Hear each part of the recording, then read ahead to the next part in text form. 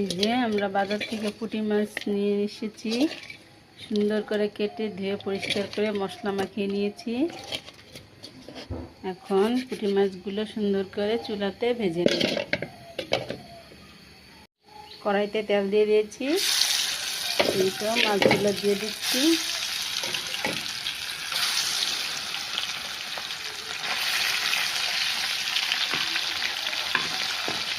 সুন্দর করে ভাজা ভাজা হলে গরম গরম ভাত দিয়ে খাবো। নিমু আনে মাছটি সুন্দর করে এখন আমি উল্টিয়ে দিচ্ছি।